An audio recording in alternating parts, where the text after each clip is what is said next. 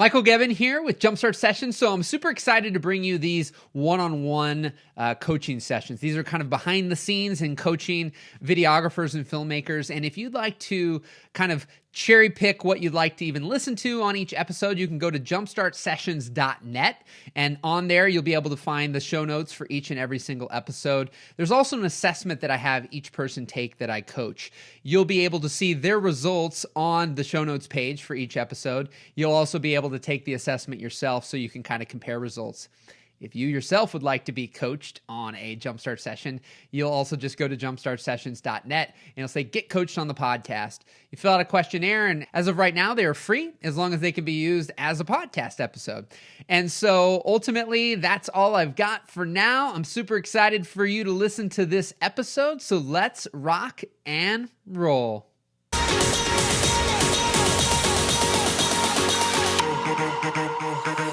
All right, my man, we are all rocking and rolling, Paul. So awesome. Excited to be on here. So what I just start out real simple is just kind of give everybody a little background of what you got going on, what you're doing. I know, and you're staying here, so it's even some stuff about photography. So just give everybody a little bit of background of your career and where you're at now, and maybe what you're wanting the most help with. So yeah, so I started my career as a photographer.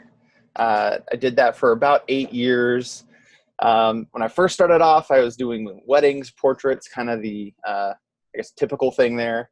Sure. And after doing that for about a year or so, I was like, man, I want to do a little more. Like, let's figure out what that next step looks like. Yeah. So I was like, okay, I'm going to be a commercial photographer. And obviously that means there's so much within that space. Yeah. And so we lived in Dallas at the time, and I started kind of getting in on the assisting circuit. Okay. I was working with some really big, awesome photographers in Dallas, thinking, man, this is so cool. Like, this is what I want to be. This is so great. And then just kind of realized after only a couple months, like, man, this kind of sucks. Really? Like, these people are oftentimes very lonely. They're always on the road. They're always, finding the next gig. They don't have families. So it's kind of like, this isn't what I want for myself. Mm-hmm. And so then it really kind of became this like, well, oh no, like, what do I want to do? Mm-hmm. And for probably, I say way longer than I want to admit, probably at least 3 to 4 years, It was just this trying to get by phase. Mm-hmm. Taking any client that comes along, whether it be a wedding, photography, Yep. Whether it be a wedding, whether it be commercial work, kind of whatever they wanted, I could get it done. Yep. But at the end of it, I never had anything that I really felt good about, that I could really say, hey, this is mine. Okay. It was really just taking whatever their thing we talk about, kind of the Subway thing, right? You were just taking orders. Whatever you wanted, I was just taking orders. Yep, got it. And I kind of just got really burnt out with photography. Realized like this just isn't, it's something I'm very passionate about, but I can't seem to make it a business. Okay. Because of my own limitations. Sure. And so after kind of come to terms with that, started getting some other work experience, and kind of just gained some new perspective as far as like what I could offer the world.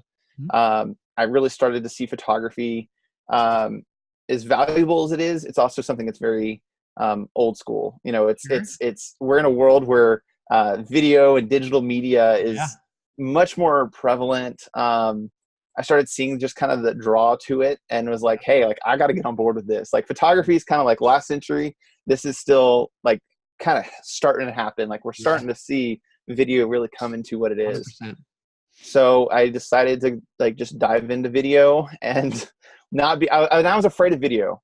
To be honest, I was afraid of video. I was afraid of the editing process. I was afraid of just how much time it would take, compared to photography, where it really could be as simple as showing up, taking a picture. I mean, you have to edit and stuff, but compared to video, I mean, just much quicker. Yeah. So I finally let go of those blocks and just kind of dove in really towards the beginning of this year. As far as learning it, got some cameras that I could shoot video with. I didn't even have a DSLR or anything that could do video. The things you were doing photo with were not capable of video. Yeah, they were very specialized. They're actually mainly analog, like film cameras. Okay, cool. So photography for me is like really old school, and video is like, you were not only were you doing old school in regards to thinking photography being old school, but you were using old school cameras. Yes, I was going full bore. So that again, that's that's where I ended up. I, Okay. started with DSLRs and stuff and Sure. just kind of fell out of love with them. But Sure. uh, anyway, so yeah, So, so that's kind of where things are now. Again, pretty much this whole year I've been focused on, well, this like since the beginning of this year, I've been focused on video, really trying to figure out what I want to offer clients, what type of video work I want to do. mhm. Um, I have, I guess, aspirations like as I become better with the skill set, Mhm. being able to do more like passion projects where it's more narrative or I say storytelling type stuff, more like documentary kind of Okay. stuff. Okay. Um, but my real goal for my video work is to add a lot of value to businesses. Okay.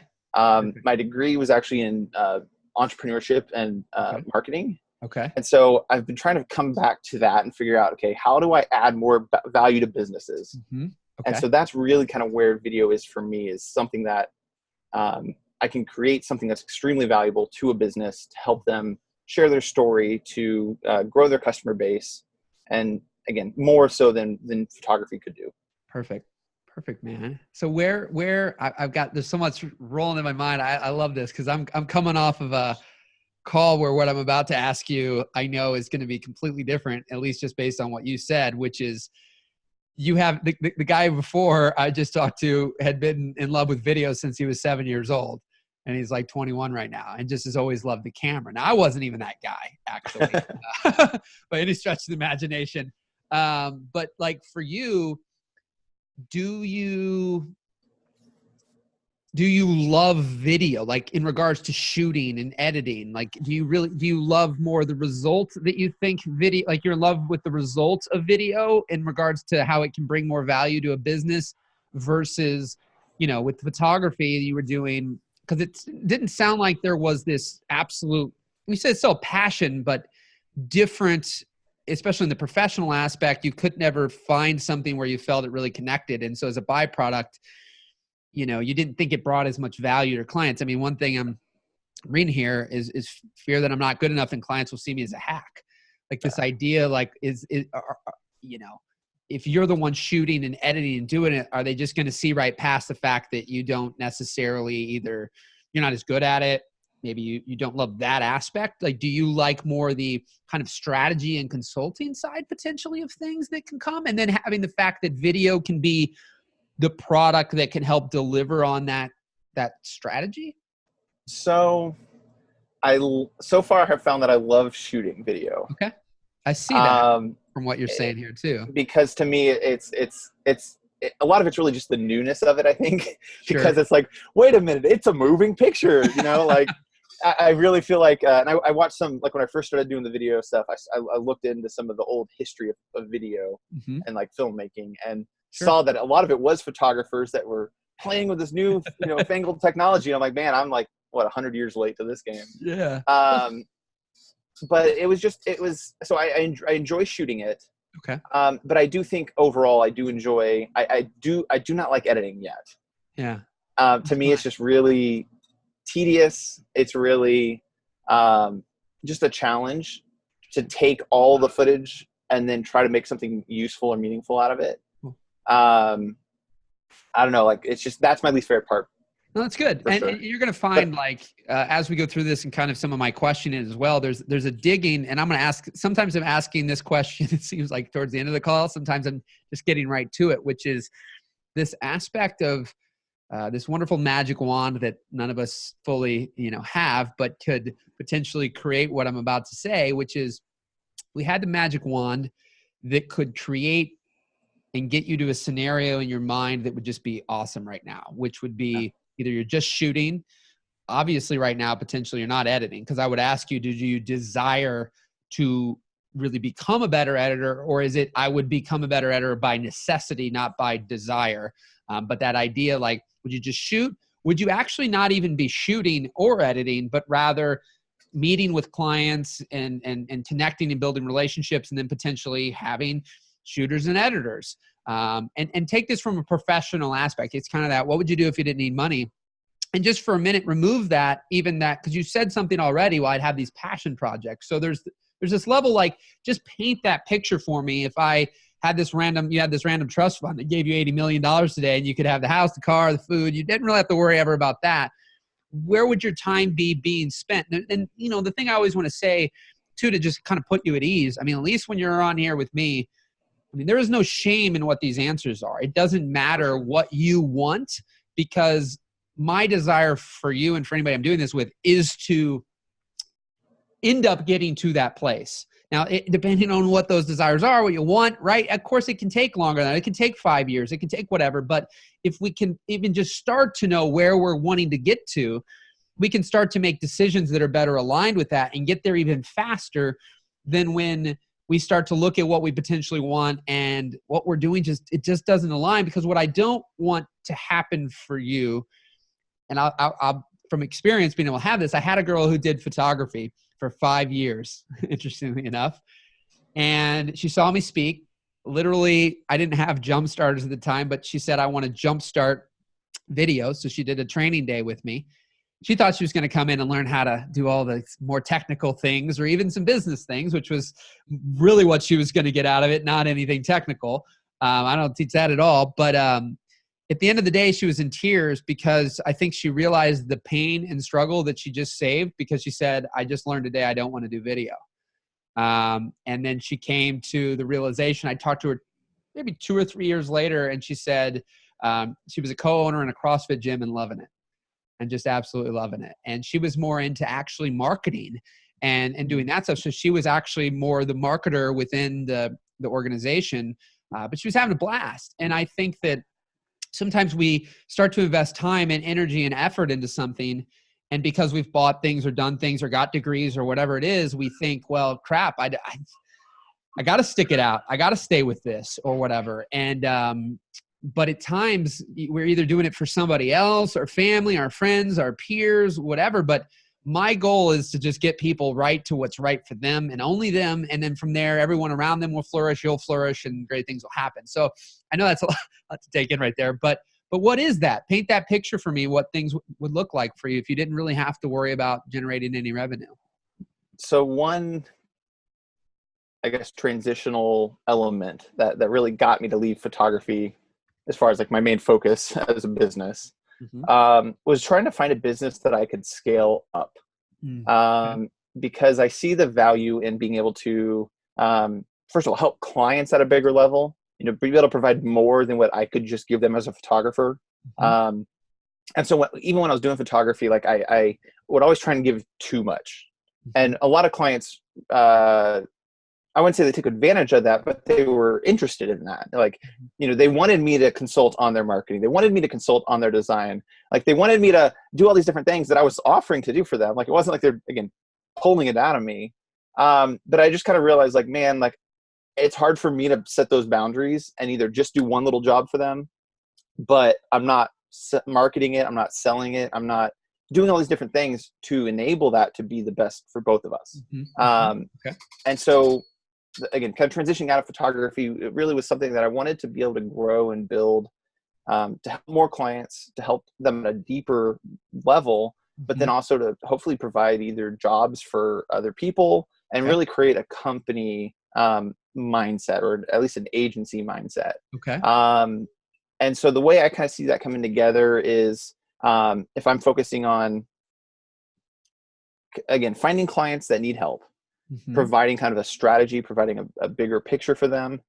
And then if their budget enables them to do so, then going and having freelancers that are better than I could ever be at video, or better than me in other areas, and bringing them on board and making that project happen at a higher level. Okay, perfect. So I feel like video is something that I need to be able to know how to do enough of. Okay. But I don't know how good I'll ever truly get at it, because I want to focus on the bigger. What do you spend your time obsessing more over? Like, are you more pumped to learn about all the cameras and the editing software and color grading and all that? Or do you actually no. Yeah. Do you spend time studying business and marketing and those aspects of things? Definitely the business and marketing side. I mean, like when I first started at the beginning of the year, I started in with, okay, what kind of camera, like let me learn all the technical stuff. Technical side of things has always come really easy to me. Sure, okay. Just kind of naturally clicks with me. So it's just one of those things that I have to choose. Like, am I either going to obsess about it for no purpose, like other than just it's geeking me out, and I'm like, yeah, this is fun. And so I did that with photography. So I kind of learned my lesson there. Like, the more you geek out doesn't always mean you're actually adding value. Like, sure. So I tried to focus on taking video and figuring out like how does it strategically help grow a business. The things that I still really, I guess, struggle with is seeing like the full potential of it. Okay. How to really leverage it best for businesses, just how I kind of fit in with that. Well, do you like, let me ask this. Do you prefer to, like, do you like connecting, talking to people, interacting, jumping on the phone, having a conversation, going to a potential pitch meeting and you know, having 2 or 3 people there and having the conversation about what that project could be, the vision of the project and what could be done? Is that something that you look forward to doing, or is that something where, okay. I would say, yeah, it's funny enough, like I feel like I'm an introvert. So the natural, like the concept of, oh my gosh, I'm going to be meeting with lots of people and this and that sounds like, oh wait, like maybe that's not what I really am. But then when I actually go and do it, it's so rewarding. I actually just pitched a client, kind of my one main client right now. I pitched her a 6-month retainer because we were doing 4 videos a month. Cool. And perfect. I just was like, hey, this is a win-win for both of us. Yeah. And it was so rewarding to prepare it, to present it, to then have those, like, I'm not gonna say negotiations, but like the nitty gritty conversations as far as like, well, so hey, did you prepare like a proposal and everything though? Like, did you prepare? And you like I the did. process? I had like a keynote that I put on my iPad and was able to swipe through it and have the breakdown of the numbers and have the, the impact and, here are the goals and here are the, all those different things. Sure. And so like that stuff fires me up. Like, but I'm sorry if I keep probing a little bit. I'm gonna just, if they're okay, permission, just cut off here and there, because I want to just dig at certain things that I'm hearing as I'm thinking. So, absolutely, if you didn't have that at all that preparation you would put into creating kind of the numbers and the breakdown and all that, how comfortable would you have felt? Probably not very. Yeah, you need that kind of backup firepower, right? Absolutely, because I used to consider myself a perfectionist. And so I used to always have to have everything perfect. I've kind of let go of that, but I've learned that there's a balance of, I need to at least do my due diligence and be able to answer what most likely would be a question that a client could ask. Sure. And if they hit a point that I'm like, I have no clue, then just be honest and be like, hey, I really don't know. Let me look into that. Yeah. But like, that's what my client said at the end of that was like, hey, like, thank you so much for preparing this and taking the time for it. That's an advantage for you, because it's not an advantage for me, because so, like I said, I don't go into this too much. I'm looking at it right now, but there's this disc graph that you had that had this red, yellow, green, and blue. And actually the 4 people before you have not looked like, you have been different. You're the opposite of the other ones they've had. They've actually been more like me. So they're more jump out of the plane, build their wings on the way down, figure it out off the cusp, and not very preparing anything.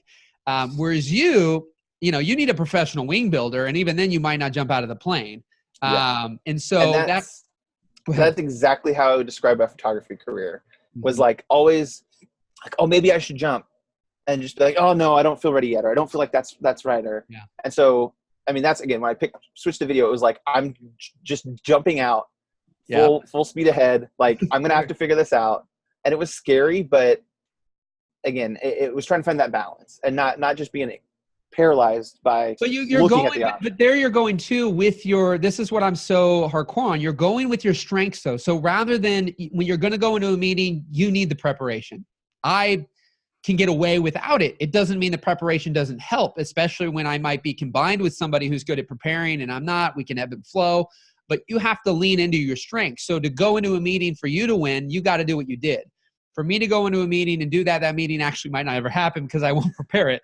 Like, I'll get on a phone call, and if the person goes, hey, can you send us an email with everything you kind of did and recap it? I mean, literally, if money's decent, I might procrastinate and never send the stupid email because I don't want to like break it all down. It sounds crazy, but that's me. And so that's a weakness. So if it has to be done for clients, I better figure out somebody else to help me with it, because the likelihood is, and I keep bringing this up on calls, but I'm going to be like fish trying to climb a tree. Like, it's just a waste of my time because I don't want to get better at it.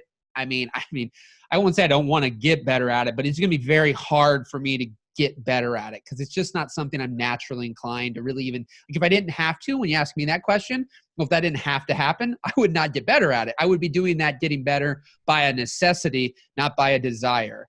Whereas like what I'm doing now today with speaking and everything else, actually in the very beginning, it wasn't something I ever even dreamed about, but then I did a few things and I started to really like it. So then I wanted to get better at it. I think we get better at things we want to a lot quicker, at least, than things we're only getting better because it feels like a necessity. But I feel like those things don't ever tend to go super well. But I think for you, something that's interesting here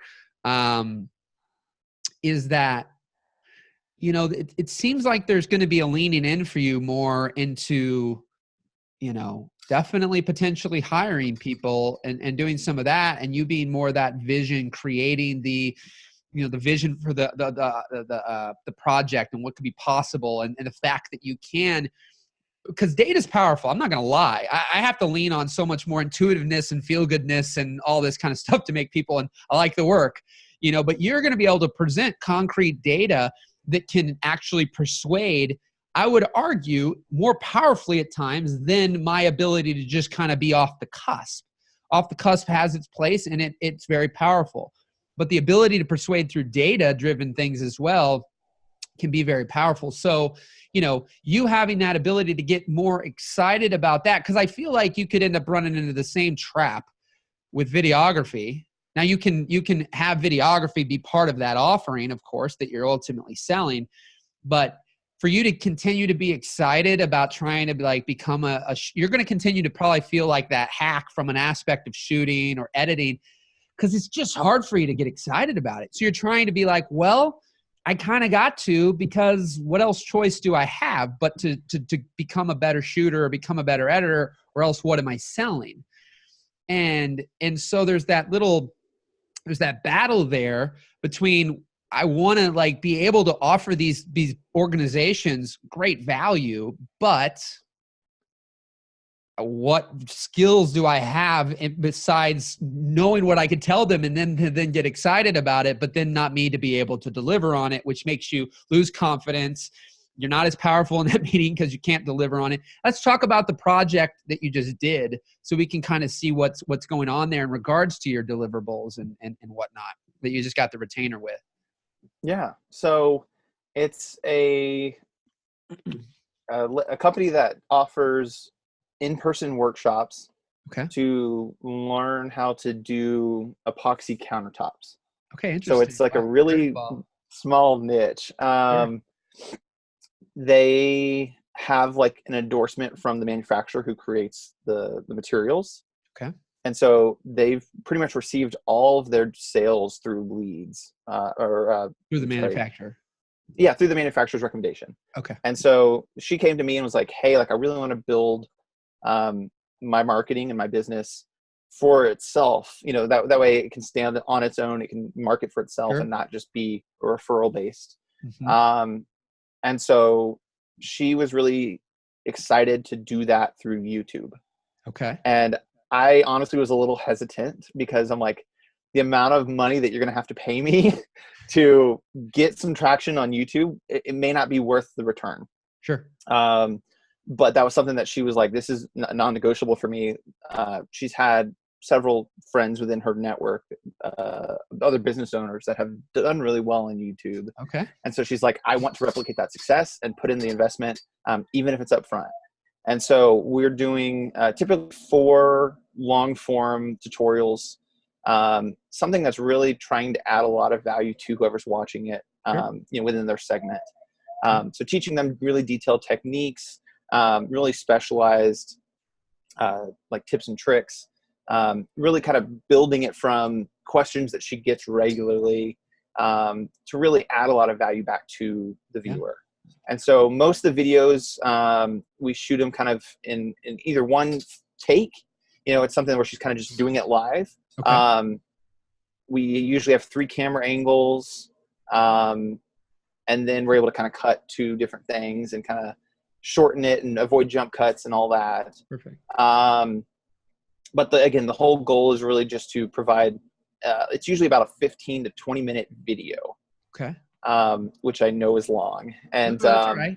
Let me probe in here again then. So yeah, on this process, what are you enjoying the most out of all of it that you get to? the thing that I would probably say just the strategy part of it, as far as helping her develop, like, what is actually going to be the most valuable to the viewers, what is going to be the most helpful, what is going to actually have a potential return on your investment. And are you shooting it and you editing it right now though as well, all yourself? I am right now. Yep. And that's the part where I am enjoying shooting it.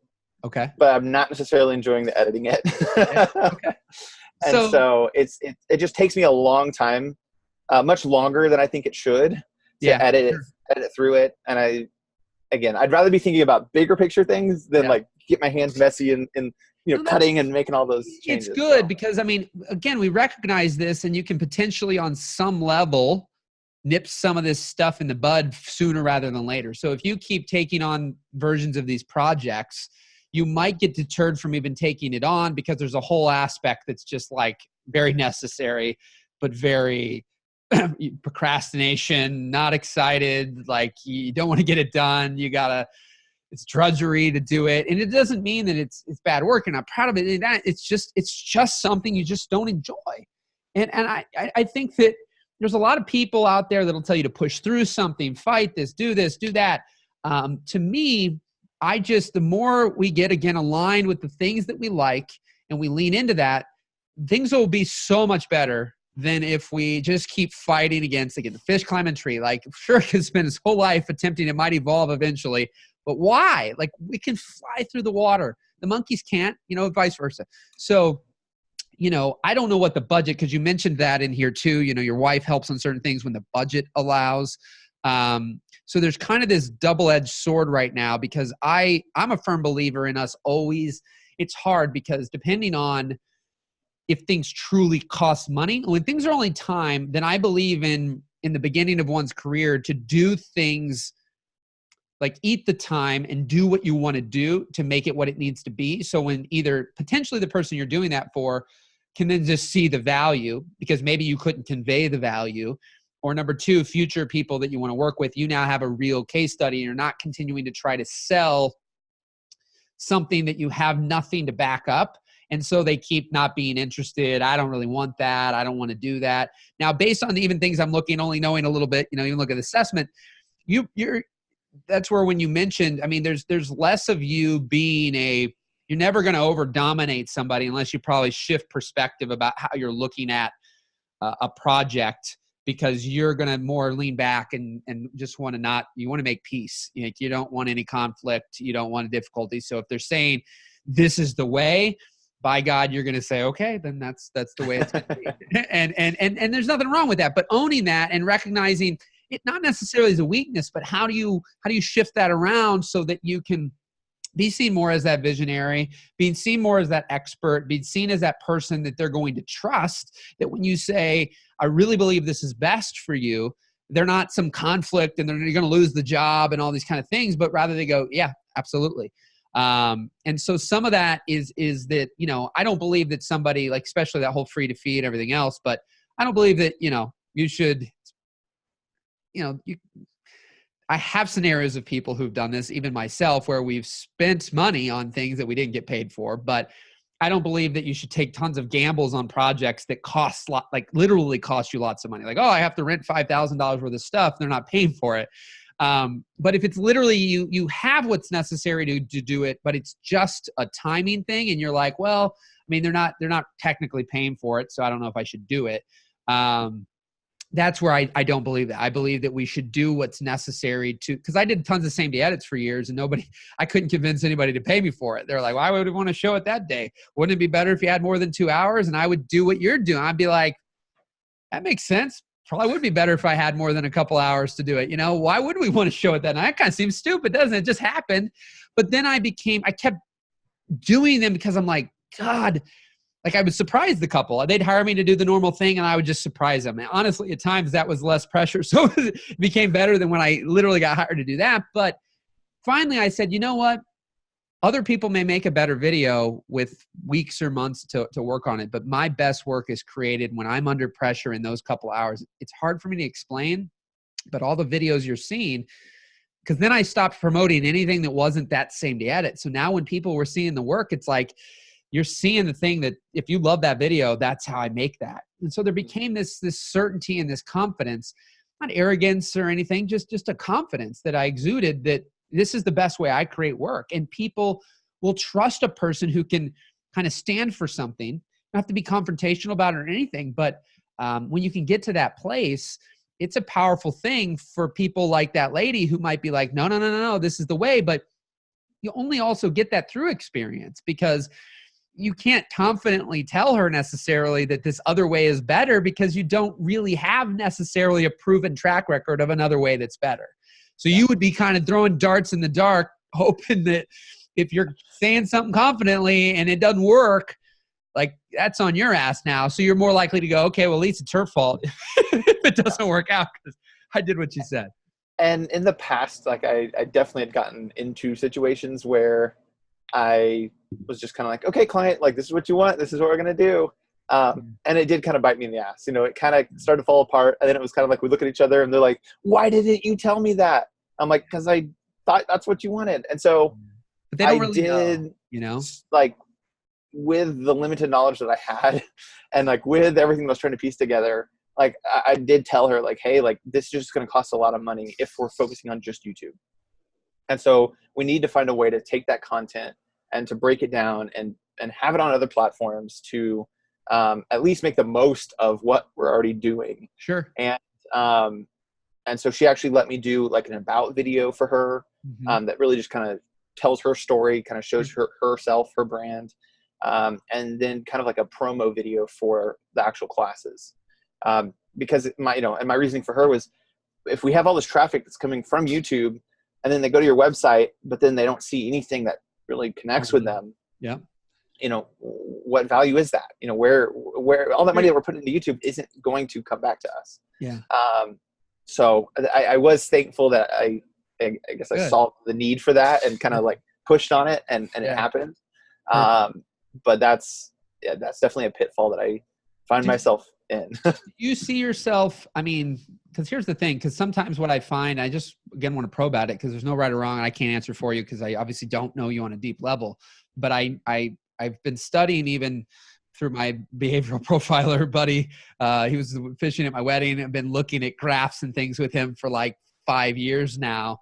And there's certain trends that there's exceptions and then there's per se rules, but anything can happen. So it's not hard and fast, but to a degree, there's a level of, you could have levels of more dreaming of certain things. So you could be in a 4-cylinder car on a NASCAR track and be disappointed because you're not keeping up with them, while simultaneously there's nothing wrong with you or your car. You're just on the wrong track.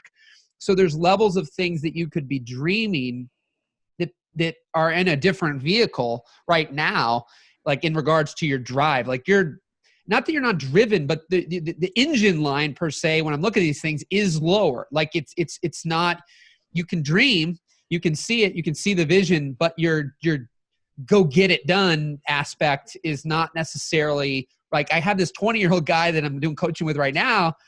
And I mean, he's more driven than probably even I am, quite frankly, right now. Like, I mean, and his thing's way higher and it's mapping to the results he's getting in a condensed period of time, because that's really, I think, the difference that happens. Like, if you're walking somewhere or you're driving in a Bugatti or a Ferrari, like if you both start at the same place, going to the same destination down a flat, straight road, one's going to get there, but it might be in 2 weeks and the other one's there in 2 days. So the person who's going to be willing, and are you married, kids, family? Yeah. So I'm married. I've got 2 young kids, and it's always right now, like the last, I'd say 6 months have been probably the worst work-life balance that I've ever had. Sure. Because I'm coming off of my full-time job. I came down to part-time with it already, thankfully, just to continue focusing on building this business. Mm-hmm. And so that's like, to me, that's like the ultimate goal, is just that work-life balance. But does uncertainty scare you big time? It used to. Okay. Really big scare. Yeah. Like not having Overall. that every 2 weeks, every week paycheck. Well, so I started off my career freelance. I mean, like right out of college, I was All right. freelancing, and we did that for a while. And then I made a lot of mistakes as far as I had Is that one freelancing main for, just real quick too. What were you freelancing for? Because you've mentioned photography. You were okay for photography. Yeah. Okay. And so I again, that was mainly kind of the commercial photography, a little bit of like weddings and portraits and stuff too. Yep.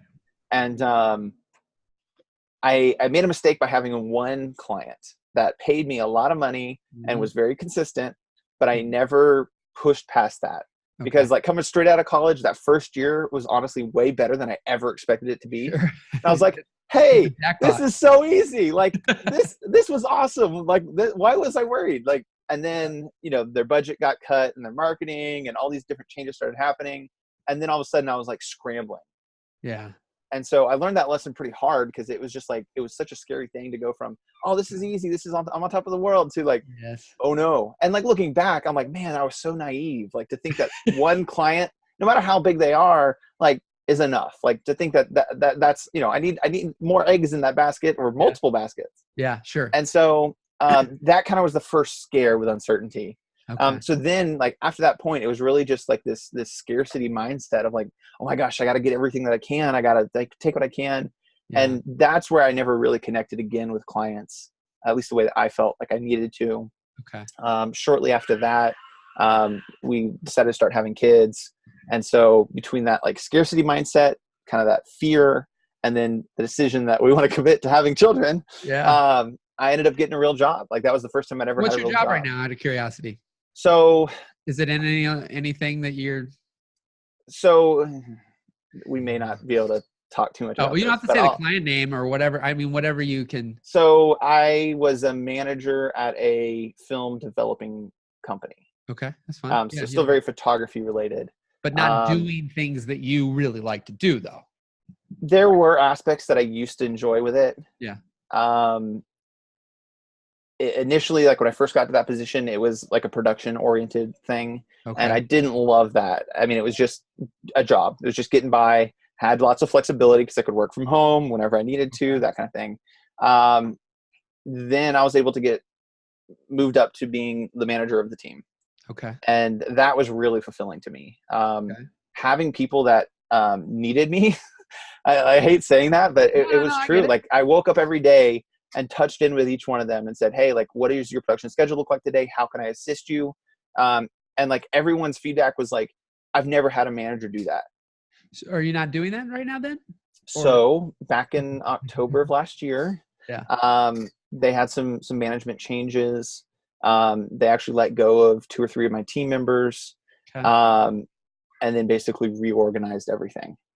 And so not in the position you're in anymore. Exactly. So at that point, they basically took out all the leadership and just had one big manager for everything. And so then in the course of, since that has happened, every single one of my team members has left. And I'm the last guy standing. And I made a commitment to myself that like I would be leaving that job. Sure. And so initially it was like, well, do I just go out and get another job? Do I go just find anywhere, just to have a paycheck? Yeah. And I really felt strongly that, you know what, this has been a scary situation. Like my job, I felt like it was on the line. Yeah. Thankfully it wasn't, but then the whole situation changed for the worse. And so it was really this thing where I was like, I need to go back to pursuing my dreams. I need to go back to figuring out. Tell me real quick though, if that scenario wouldn't have changed, did you really feel great about that though? Like, were you really like when I at that point, when you had I did for a short term. Okay. Because I learned a lot in this position, previously when I was in the position. I learned a lot. It really grew me. And I think without having that, I wouldn't be doing what I'm able to do now. Right. It gave me the confidence to realize like, hey, I can actually lead a team. Okay, so that's my thing. And so is if I'm just getting excited. I hear these things. And I just try to I'm like put the puzzle pieces together, because there's that aspect that everybody's life experiences are different, of course, but create what potentially will be the thing that we desire, want to create. So there's that aspect. I've been saying to a lot of people on these calls, just imagine for a second, you've never seen the sun ever. All you've ever experienced is darkness. So you're never going to desire the sun because you don't even know the sun exists. There's no contrast there. You've never experienced it. So through your life now, you've experienced lots of different contrasts, lots of different experiences and different things.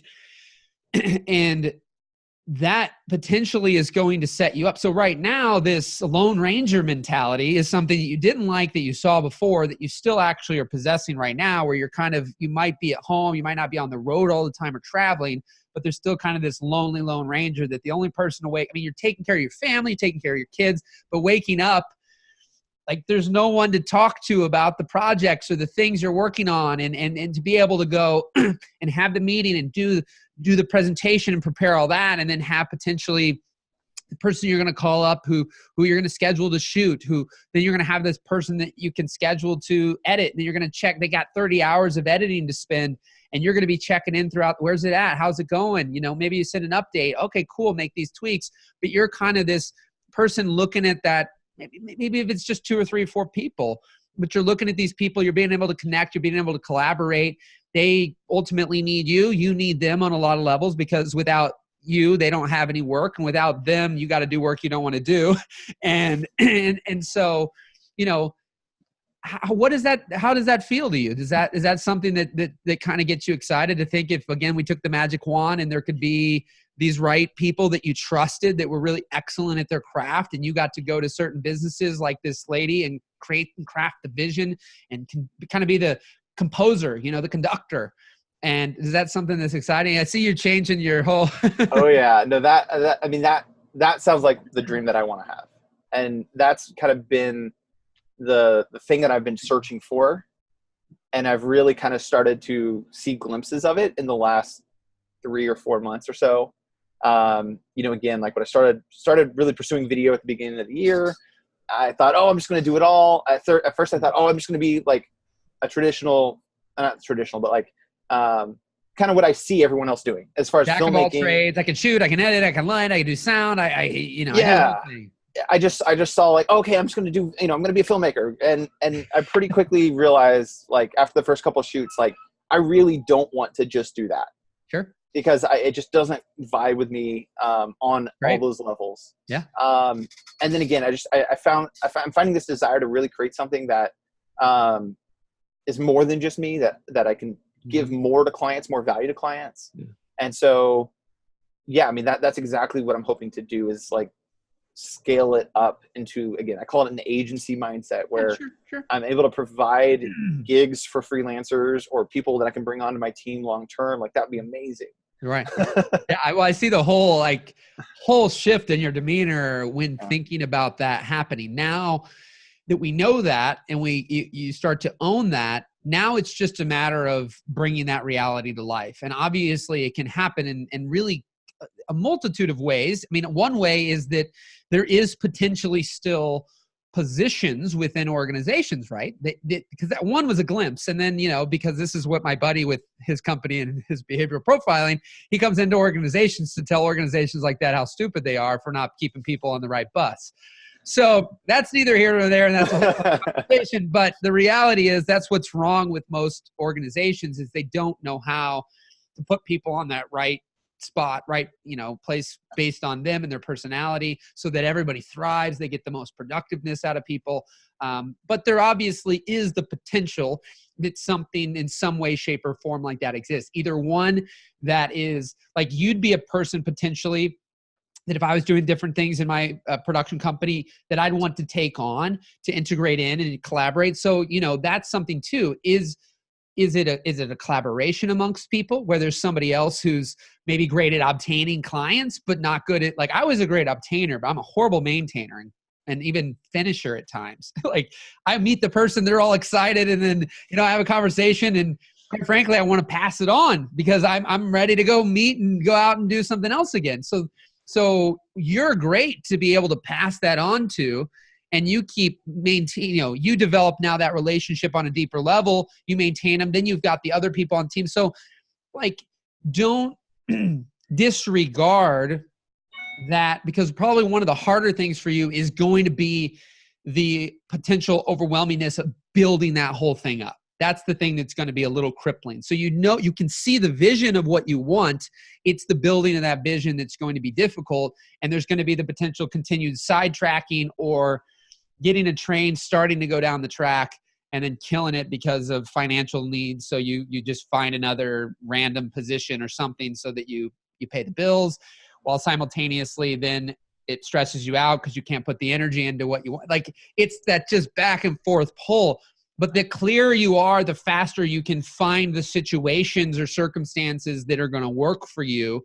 That at the end of the day, it's not that you got to be, because I mean, at least from what I'm seeing here, you're not as much an owner mentality anyways. Like you're not the like, I got to own the responsibility of everything. That doesn't actually probably sit great with you, but you want this nice little thing that we just described that's really, really great. So it's just finding that way for you that's going to be most conducive. Like does that make sense? I just want to stop. I think so. No, absolutely. I think like the best way that I would describe myself and kind of like seeing the results from the disc, I like having the responsibility of a team or responsibility of projects. The responsibility side doesn't scare me. But not necessarily the whole business and the whole thing and owning the whole ship and all that versus an element within side, right? If you could be dropped into a business to be able to do what you did with this business, but leads are always coming in that you can have those conversations with them. Then there's the team in place. Like having that team doesn't probably bother you at all. It's how is all that going to come together right now? Like all the responsibility, finding all the people, finding all the business. That's potentially something that might not sit as well. I mean, again, I don't want to speak for you. What's resonating?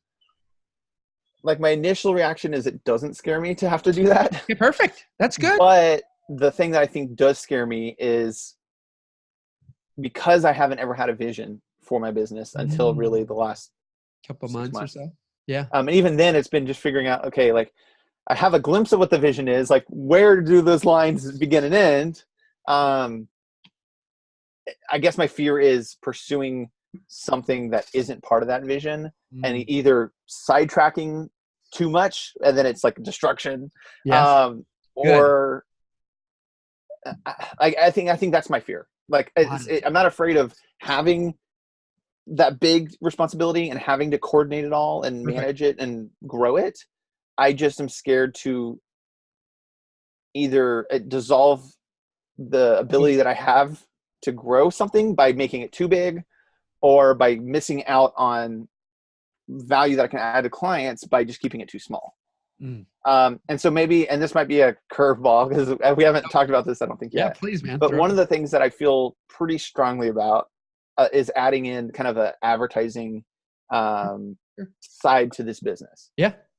Because I see a lot of value in having an agency that is able to produce media, video, but then also have a platform to distribute it. I agree. For clients. You're actually, I mean, you're the kind of person who would be able to do that well, whether it was you or still understanding because of your analytical side of your brain and your ability to details, organizations, probably study the data and all that is something you're more inclined to be able to do well. Again, then when I'm talking to somebody who's like me and they say that, they can see the vision, but by God, they better put somebody in place because they're not a data person and they're going to they'll see the vision of it and what's possible, but getting in there and studying data and looking at it, like it was something even for me, I'm competent and capable to kind of do it. I'm using air quotes, but oh my God, I'm miserable. Like I don't enjoy that at all. Like if you just sit me in front of a computer all day and just deal with numbers and analytics and spreadsheets and, I know Parker and then we joke like Dakota and his brother, they got all these spreadsheets for Course Creator Pro and all this stuff. And I'm like, oh my God, stuff's great. But like, I don't want to look at any of it, I mean, and if, again, there's that aspect I've been going at you all day, like, the whole call is, am I doing that by sheer necessity because I feel that I have to do it, or do I really like to do that? And I really like to do it as long as I can actually take it and actually apply it. Right. And do something with it. And, yeah. So I know friends that are like even more nerdy than I am that are like super hard on the numbers. And it's like, okay, well, where does it actually apply? And they're like, I don't know. I don't care. I did the numbers. And I'm like, well, no, like, so I see myself as being someone that's kind of in between both of those. Like, I want to do the numbers to make sure that I'm on the right track. Yeah. And finding a direction that is going to be valuable to the client and whatever that situation may be. Yeah. But then actually, like, and here's how we can do something about it. Yeah. Before we go on, is there any, I want to make sure too, because I get going there and then, I want to make sure there's any other, do you have any questions also for me that you were going in that you maybe haven't asked or get to ask? I know I just try to guide and ask these questions because my goal is to get, you said that vision's been the thing. I mean, we talk about the clarity, confidence, connection. Like, there was obviously lack of clarity, and the more clear you are, the faster you move. So that idea of the NASCAR thing, the problem is a lot of people, when they're going against the resistance, and they'll move slower than they could move. So somebody can move a lot faster, but when they're unclear, you're moving way slower. Or when you're fighting, like being something that you're not because of necessity of it, versus just going, yeah, that's not me. So, okay, this is and you'll just keep moving faster and faster. So you'll make more happen in the next 6 months with a lot of clarity than you have in the last 6 years with kind of try this, try that. But those 6 years are going to make where this clarity can be that much easier because you've already got those. So you don't need to repeat these things, even though there's the possibility of doing it if you don't kind of almost even get permission a little bit, even though, nobody needs, I don't need to give you the permission, but there's that level of like that permission for you to build this the way you really feel it versus like, okay, I'll just keep slogging away and editing and shooting. I'll create some vision, but I feel like I'm limiting them because I'm not really good at these other. And so it just becomes, you'll tear yourself down and you'll be afraid to even have the meetings because you're like, I don't even know I can deliver the value. But if you've got the people that that's what at least what I'm seeing out of the excitement's been around. If I could get a team in place that could execute advertising, the shooting, the editing, I can create vision. We keep track of them. Like, we'd be killing it for clients because we wouldn't just be a company that's just making videos and then, good luck. I hope it works out. It's like, we're actually going to get them results, and the results is what they're paying for. And the money you're going to get paid is in direct proportion to the problems you solve. And only being able to just make a video for somebody, I keep telling people, but if that's your desire only, of course it will cap your income because it's kind of commoditizes. There's lots of people that can run the camera well now, but the ability to do what you're able to do is not in abundance. What's in abundance is guys who can buy the cameras and learn how to edit and shoot. That's an easier skill to obtain than it is to go out and study and know how to get work and know how to convince a client to even hire you and trust you that you can execute and help get them the result they're looking for, which is more customers in their restaurant or more clients or more people at this workshop, whatever it is. And the more you're able to do that, and you might feel a little hindered if you don't maybe add the direct response marketing into it by only just making her the videos and uploading and kind of cross the fingers marketing and hope that it works out. So anyway. That sounds, I mean, again, it's good to hear like that you see that as a good idea too. Yeah. And I think I am someone who does operate a lot on needing validation or I get that. At least some like getting the idea that someone else thinks it's a good idea. Yeah. Don't, there's no shame in there. I can, I ask a lot of opinions of people. So, and I think I've been scared to do that. Yeah. Because there's times where I feel like I have, but I didn't think who I was asking. Yeah. It wasn't somebody who was in a video space or a creative space, let alone an entrepreneurial space. And so a lot of times I've been really let down by the opinions that I get back. Oh my God. Not keeping in mind, like, who is this actually coming from? This person's not qualified to answer the question that I'm asking of them, but I still decided to ask it anyway. Like, and obviously I take full blame for that. Yeah. but just You kind might of not have seeing any like, better. I mean, man, here's the thing. I mean, I went through the same process because in video production, I helped everybody when I started. Everybody with a pulse. I did funerals, I did slideshows, I did tape transfers, film transfers, everything. Then I got very laser focused on a specific style of work that really came out of weddings, which is then what we applied to Tony Robbins and all that. And we didn't do things outside of that style of video really. But when I went to want to do what I'm doing right now, quite frankly, I got into the conference and event and workshop space because I quite frankly I had done some one-on-one days from people who saw my video work and I loved it. And the reality is that the people I started connecting with, and this is why there's twofold here. I'm so passionate about what I'm doing right now. One is I found the clarity for me to realize that my 13 years of experience within video production and talking to you right now about what we're talking about, I can help 100 times more than somebody wanting to start an Amazon e-commerce business. Like, I can encourage and I can ask them questions and I can do things while there's a whole slew of knowledge I just don't even possess. Number two is that, but that took years of experience because I was let me help everybody with a pulse guy, oh, yeah, I can inspire anybody, thumbs up, And I mean, there were people who weren't in video who definitely would tell me that they were completely impacted by me for sure. But from an 80-20 perspective, 80 to 90% of the people I'm really going to impact the most are going to be people within the niche that I've developed experience in. Like even if you wanted to make movies, on certain levels, I'm less inclined to really help you with figuring out how you're going to make a living making movies. I'm not a guy who's done that. But then, so number two is that through the years, I found that a lot of people don't hear people. Even though, and this is something I've only recently realized, because I think, and I talk a lot. So I didn't think I listened very well at all. And it was only through the reflecting of some of my closer friends who I've talked a lot to and bringing this up that I started to realize, like even on this call, I'm probing, I'm asking things because I want to understand you in the context of your situation and your story and you before you just tell me this is what I want. And I just start drawing out advice and opinions at you because I have an ego and I think, well, I want him to do what I want him to do, and a lot of people do that. And I've learned through the years for me that people were not as much listening to me as much as they were just hearing words that came out of my mouth and be like, here's what I do if I were you, still being who I am. So you're the complete opposite person that I am. So what I would tell you to do if I were coming from Michael Gebbs' standpoint wouldn't have been 2/3 of what we just talked about today, because the way I operate and the way I execute is far different from you. And it's not happening a lot out there. People, and that's why I've been shoved into doing courses and things for a long time. And there's that element of like, I believe the work I'm doing, what we just did on this call, it's not a one size fits all black and white formula or formula that you can just watch a course and go, okay, good deal.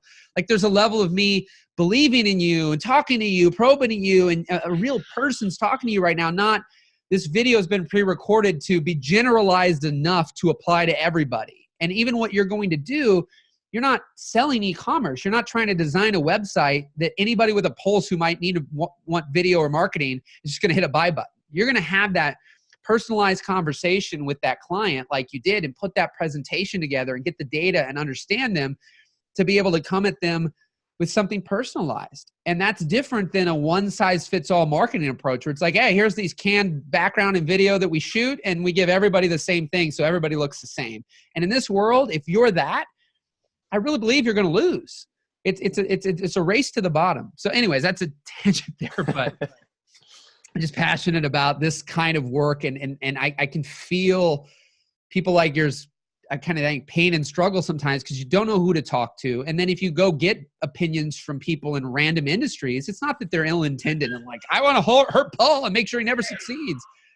I've learned that that's not happening most of the time. But if people don't have any understanding, then they only give the best answer that they can for themselves, and most lack self-awareness of the advice and opinions they're giving and how much it actually does potentially hurt people. So one guy said to me, he goes, your coaching's weird, man. He goes, you never give any advice. He goes, you never actually tell me what to do. I'm like, well, I'm the wrong guy if you're looking for somebody to give you like here's how to do everything. Because I don't care what you do. I don't care. Like today, if you would have gotten to the end of the call, like that one lady and said, you're right, man, I don't want nothing to do with video. But you were pumped. I wouldn't have been like, oh, this sucks. This guy didn't go down my path of wanting to do video, but that's because you'll feel so much lighter moving forward with some, kind of affirmation that I think things in your head that you probably already believed and wanted are things you should really go after, versus having people who don't understand discourage you or encourage you in directions completely irrelevant to what's going to be right for you. Because you're more likely to make it a successful business and have something happen when you're doing the right thing for you, not for other people. So anyways. Absolutely. No, that's so good. And I think kind of taking all that into mind, the thing that I keep kind of coming back to is just, I always have it. It's always easier for me to see a vision for somebody else. Yeah. Like when I look at one of my potential clients, I'm like, Sure. man, you got so many great things going on. Like we can take this and make that and do this and like put all these together. And that's when your customers, like this was what resonates with your customers. Like it'll be awesome. But then when I sit down and like figure out, okay, well, what's my vision? Like that's the one that I struggle so hard to find. And so I think by looking for outside, I guess, Support. validation, Validation, support. Yeah, it's almost like clouded me on that. Yeah. Because again, based on who I'm asking, at least. Yeah. Because again, I realize they're not a qualified opinion in what I'm asking. We're on the same page. Because it's a lot of times it's like, family and they have never had their own business. They grew up in a different they're going to limit world. you too. Like if you see that vision of having 3 to 5 people and they're even employee minded, they're like, why would you want, right? Like that's why I always ask, because I have to always decipher what I want versus what somebody else may be saying, because I have to not cloud, I don't want that responsibility or I don't want that thing with the fact that you really may want it, right? Like always, my one friend hates talking on the phone. She'd be like, I don't know how, you're the only person I ever talk to for more than 10 minutes and I'll talk to you for 2 hours. I don't know how you do it, but it happens. Yeah. But she hates talking on the phone. And so she's like, looks at me and go, you're nuts for wanting to talk to people all the time. Yeah. But that's my blessing. To her, it's a curse. Yeah. And it's kind of like trash to treasure. And that's something with like strategic partners and meeting people who might have clients that you might need, but sometimes they don't want them. So it's trash to them. It could be your treasure. And so, having those collaborations with people is a powerful thing. I mean, that's why I've even been with Parker. And quite frankly, I mean, he said a number of times, like I think he's only doing the lives halfway out of necessity, not because he loves doing them. And even answering the questions, he's always kind of like, it's in the course. Like I recorded this course so I don't have to answer this question 500 times. Whereas for me, I love the conversation. I love the dialogue. Even if I've repeated myself, like I'm excited to have what we just had on this call. Yeah. But that's, it's not a negative or like, he's not wrong and I'm not right and I'm not wrong. It's just, we're different people. But if we recognize that, so I'm trying to strategically partner with him because I'm not offering anything in conflict, because there's nothing that I'm really wanting to do that he wants to do at all, and vice versa. I have the technical knowledge of shooting and editing and creating videos and all those things, but I have no desire to create what he's created. So, that's for you too. Those are the kind of things to look for. Like, what are the elements and skill sets you have? And who is out there, the people that could use that could use collaborations. And we call them kind of strategic partnerships, where there's, that ability to kind of partner up with people. You're not in business actually together, but it's that trash to treasure, or, strengths and weaknesses, and those collaborations can work great. So I started trying to do this a little bit. Yeah. I just the last week, started trying to find like an editor to work on the tutorial videos that I'm doing. Perfect. And then in the last month or two, this same client wanted to, at my prompting, decided to go ahead and go through with like a website redesign. Okay. And kind of a whole new branding change. Did you say through your prompting? Yeah, because it was I'm sitting there and we're looking at their their website, and they designed it on by themselves with no design experience or anything like that. And I never would say I'm a designer, but I at least can look at that and go, this is not something that customers are going to want. Like, this is not great. And so what I was able to do is I was able to hire a designer friend of mine to build their Perfect. branding package, their logo, like Right. all that kind of stuff. She actually offers social media management. So I connected the client with them. And so like Perfect. I'm helping, starting to see kind of what that looks like, Yeah, it's happening and for it's you. like, I don't have to do all of that, Yeah, you but got I it. see the strategic value and I'm able Yes. to create a vision and paint it for them so they can see it and then be like, oh yeah, like, no, Perfect. I need that.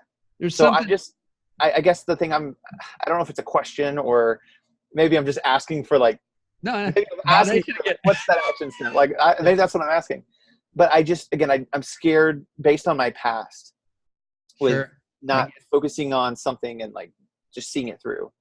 Yeah. I'm scared to But offer you kept stopping things that, I mean, I've done this, man, and I've probably lost trust with some people. I have some of the cry wolf because it's like I stopped things because I knew they were out of alignment. Yeah. Didn't know they were out of alignment when I was doing it all. I didn't know why I was stopping, but I knew that they were the wrong things and it was pointless to continue on just because. And Yeah. so I think that we all have those things.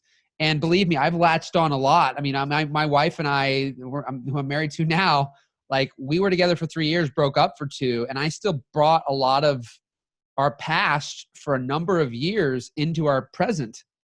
And it affected our relationship. And it wasn't until 3 years in that I really did overall let go.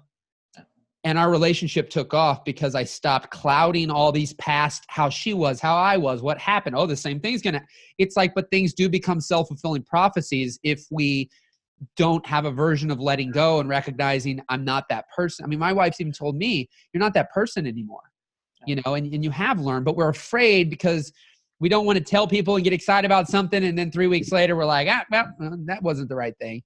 But I think that, yeah, I mean, you're definitely, the people who get paid the most are the people who are doing what you're doing at the top of the food chain is the way I look at it. The person who's able to see the entire strategy of a website, the design, the photography, the video, the advertising, how all the components connect, how they interlock, how they work, the messaging, and then is able to kind of orchestrate that and make sure that they've got trusted. So you're the top tier trust potentially, and you're able to go, yeah, I can see what's happening here on the website and the design. We're making these great videos, but when they come over here, they're dropping off and your conversions are going, you're getting a high click-through rate over to your website, but then you're losing like 98% of the people. And I know we could get that to where you're only losing 60%. Look what that could do to convert the sales. So when you're able to kind of see that vision, that's worth a lot. And you might be with some of these people, maybe the design person has got a client that they're designing for. And then now, because you know what you're great at, she knows what you're great at. She knows what she's not great at. She's able to see, man, this client needs Paul. This client needs Paul to kind of come in and create a bigger picture and vision, needs to strategically do some video. But you've got these key players in place in these strategic partnerships with designers, web people, photographers, even the ad people. And so some of this could be not that it is your business where they're employees and hired on, but they're either contractors or it is just almost white labeled businesses. Sometimes that can happen, and so it's all funneling through you. But these people own their own companies and they just don't end up dealing with your client on the front end. So there's strategic ways that this can go about. I see you smiling and getting excited as you start to. Again, it's good to hear kind of that validation because I've always been very hesitant to think of myself as like that top of the chain of an organization kind of thing. Yeah. Because I always had felt like I had to be doing something that was very tangibly like, here's what I'm giving you that's adding value. Yeah. And so when I think of it as like that big picture, it's like, wait, I can add so much more value and I'm helping produce all these components in the chain, not necessarily the one who actually sits down and does each one of those things. You're only now getting what you're getting on this call from me because I've spent the last 6 years building the confidence that my talking is valuable outside of me having to produce actually something. And I get emotional was thinking about it because your chain of events that's going to happen. I mean, I, for years, devalued that the thing I have the most fun with, the thing I love to do the most, the thing that people seem to get the most impact on was literally all that's happening on this call. That's it. But when I was able to have a video, they could watch that video and go, I like that video. So now I want to hire you to make that video. So I get this quote unquote tangible result that I'm able to hand somebody. so my self-esteem was so low around that I basically avoided doing what I'm doing right now with you, because I didn't see the value in not having to produce something physically for you and give you something of, I mean, that's where the course is, all these things. I always kept thinking, oh, well, I need to be able to point at something else. So I completely empathize with that. Like, how could I stand here and not actually get my hands dirty and actually do the work? I mean, I sabotaged 2 business partnerships because I literally was doing the least amount of physical labor within the situation. And so I pulled out because I was 50-50 in this one specific one I'm thinking about. And the business went downhill after that, and it's never recovered. And I was like on these webinars, and I was more kind of like semi the face, but co-host, but he was doing all, like, if there was 30 hours to be done on something, he was spending 25, I was spending 5. But it took the symbioticness of both of us to make that thing work. And so some skill sets, my one buddy gets paid like $25,000 for keynotes. And he said, and he came from like the father that's like, you bust your butt, you get your hands dirty, you work hard hours. And, my buddy, he said, you can either make money with your hands or make money with your head. And you can do both to a degree, but there'll always be more value in the head than there is the hands, because there's lots of people who can go in the field, who can do these things.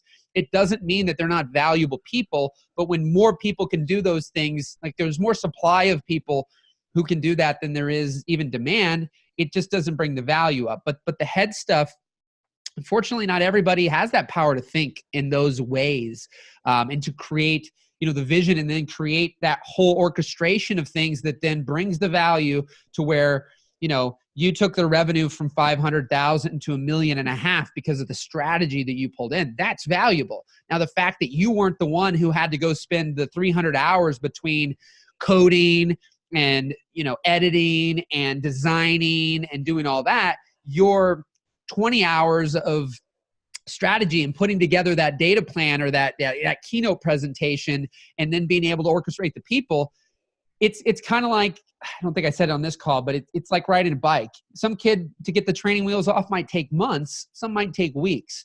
But then once you really know how to ride a bike, you cannot ride a bike for 10 years and get on a bike and you'll ride that bike. So you can't discount the years or months it took you to learn that. So all your, obsession, and people are going to win where you're obsessed. So your obsession with marketing and strategy and all that aspect, that is, if you trust and believe in yourself for that, that is where you'll win. It's in thinking that you're less than, that you got to go do this other stuff because you'll look better in the eyes of other people, because you don't look lazy per se, because you're not the one doing that. Why don't you just do it? You can do it. You can keep more money if you do it. But the people I've seen and connected with, who are what your vision is and what you want, I mean, they do, from a financial level, do better than anybody who's just doing any single task, if they can truly see that through.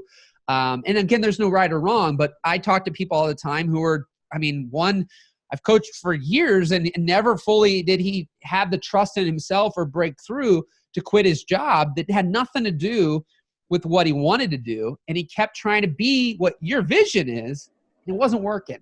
And then he finally, I'm like, dude, you always talk about editing. All you want to do is edit.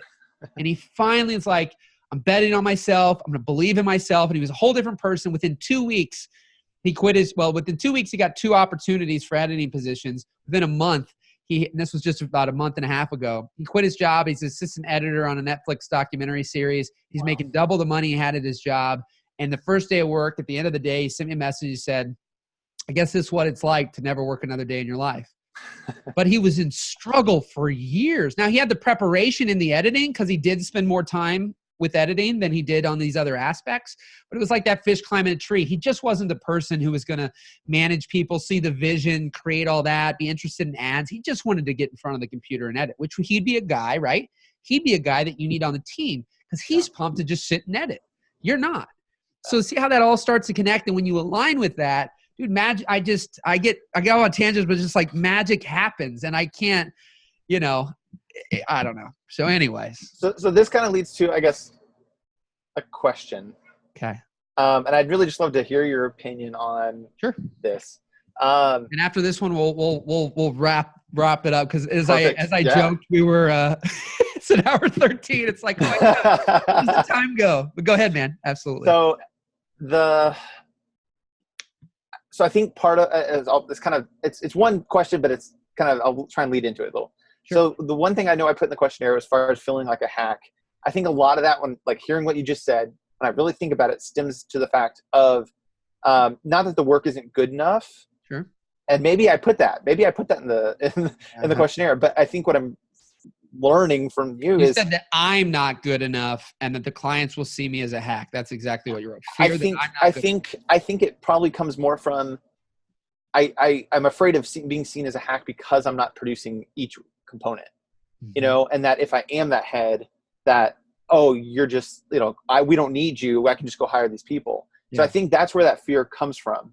And so I guess the main question that I have is, do you think it's important for people like me that have crafted this vision that is trying to add value in a lot of different areas? Sure. Is it important for me to have skills in each one of those areas that I would at least be able to better manage a team, or maybe even mentor somebody to fit what needs I have?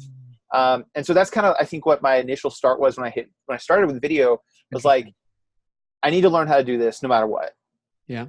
You know, kind of with advertising right now, that's the next thing I'm focusing on, like really becoming an expert at. Sure.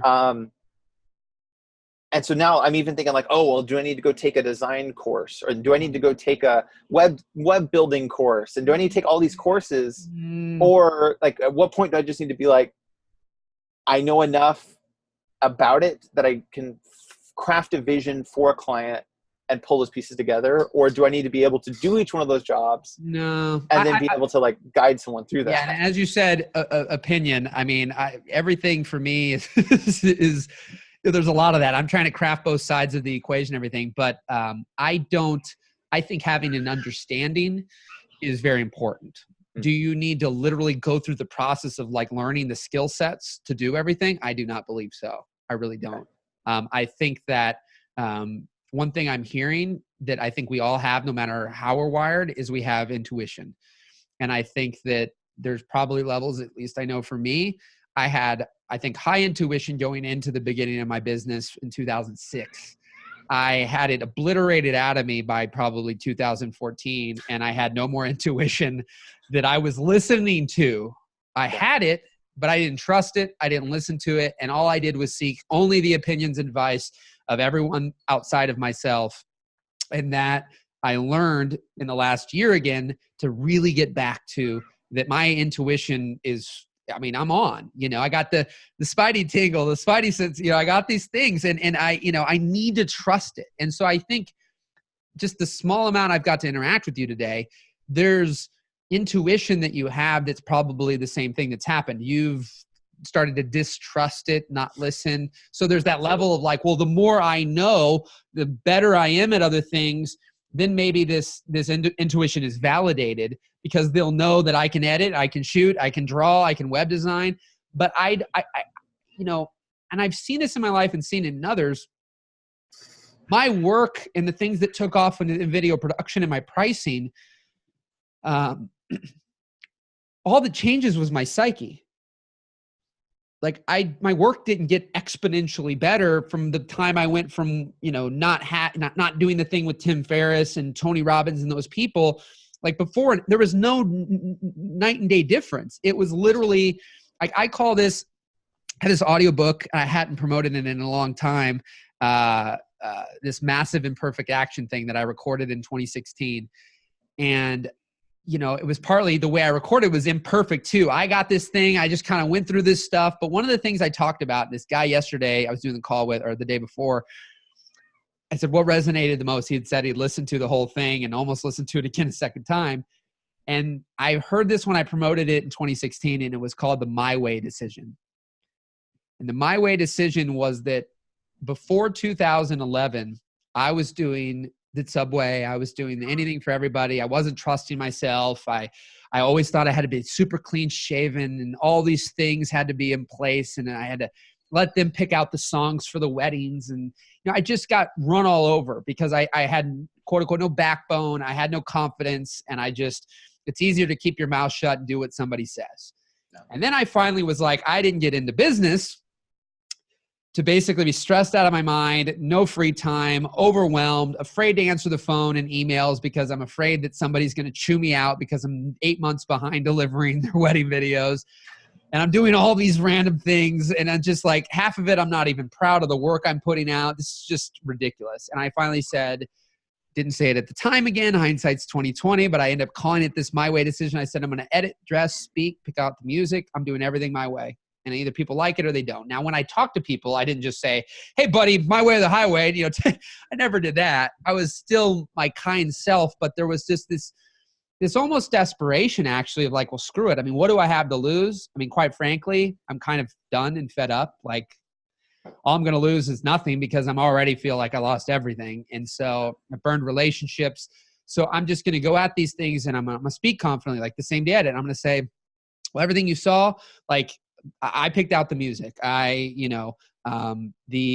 The same day edit is something that when I do work, that is the best work I create. I can't speak for other people who need weeks or months, but my best work comes out of that 2 or 3 hour window at your reception. It's kind of hard to explain, I would still say, but I was confident that was my best work, besides being run over and being like, yeah, okay. You know. So all that started to exude out of me of like, and then I've had the scruff since about 2011, like this same kind of perfect scruff, if you will, whatever you want to call it. I joke, but I stopped regularly shaving every Saturday morning before I went to that wedding, man, clean shaven. And so just these little elements that I started to shift, and man, things took off. And really in the last few months, in what I'm doing here, the call we're doing right now, I mean, Jumpstart sessions, I have literally images back to 2015 or 16 of Jumpstart sessions that I did not execute on. And it was because of the self-esteem and different things. And then finally to this point again of going, enough's enough. I've had enough people give me affirmation. I've had results. I had all these things. The time is now. I love it more than anything. Have that same belief, have that same trust. And cool, great things are happening, you know? And so I believe that for people. That's why I'm so hell-bent on like, be careful who you get advice from though. And like you're saying, because it really matters. And if we're getting opinions from people that, I call it in a lot of Facebook groups and things, there's a lot of blind leading the blind. They're well-intentioned, but quite frankly, there's no awareness. So they just hear somebody ask a question or see somebody ask a question. And especially they might go, what's your opinion on this? And then there's all these people giving feedback, but you really don't know the background on any of them. They don't know your story. And so then you're even more confused than you were before because it's like there's 15 different opinions. Some may resonate, some may not, but it's like, who do you trust? I see people, you know, giving critique on videos and their work sucks. And does that mean that it's kind of what you're saying though here, right? Oh, well, because they don't make a good video, does their stuff not matter? Well, everything's contextual. So all you have to continue to do right now for yourself, it's not that should your opinion on design matter because you're not a designer. That's not true. I believe it's all contextual. Now, you might not fully be able to design something or whatever, but you understand from your analytical side of your brain that, yeah, I can look at data and know that these types of designs or this way of doing something works better. Now, I'm not going to be able to be the person who can actually execute the design, but my one buddy ran something like this. He couldn't do anything in the computer, but he could pencil something out. Then he had to basically pass that on to a digital artist who was able to bring it to life. But he got $300,000 consulting jobs and things back in the day when he was doing that kind of work. And it was strategy. Mm-hmm. So man, hopefully that's a level of to start out, to jumpstart that affirmation, that kind of boost. Now this is still going to take work because you're going to get in the real world and people and opinions and friends and family are going to continue to be there and your old thought patterns are going to be there. But your ability to trust yourself, to trust your gut, to trust your instinct will be your greatest asset to accelerate the fact that some people might not understand you. They might not get you. They might not see the vision that you see. But if you allow them against your better judgment to distract you, you can be guaranteed that this will take a lot longer because that's what happened to me. Took a hell of a lot longer because I didn't trust myself. And these people did not did not get my vision. I felt very misunderstood. It's not to their fault either. Yeah. Like you said earlier, it's just as much you that allowed yourself to take these opinions and this advice. But if you seek that and you seek it against other people that just don't understand, and you keep wanting to listen to that, it's going to take you a lot longer than it needs to take. So anyways. Awesome, man. Well, thanks, Michael. You've been awesome, dude. Seriously, thanks so much for doing this. No, cool. Awesome, buddy. There you have it, another episode of Jumpstart Sessions, and I hope you enjoyed that episode. So if you yourself would like to be coached on a future episode of Jumpstart Sessions, just head on over to jumpstartsessions.net and click Get Coached on the Podcast. Again, as the recording of this episode, they are free as long as they can be used as a podcast episode. I would really love to help you gain a greater level of clarity, confidence, and connection in your life, and alignment in your business, so that you can move faster and make things happen without so much resistance. So I look forward to connecting with you in the future. Have an amazing rest of your day and keep rocking and rolling. Take care.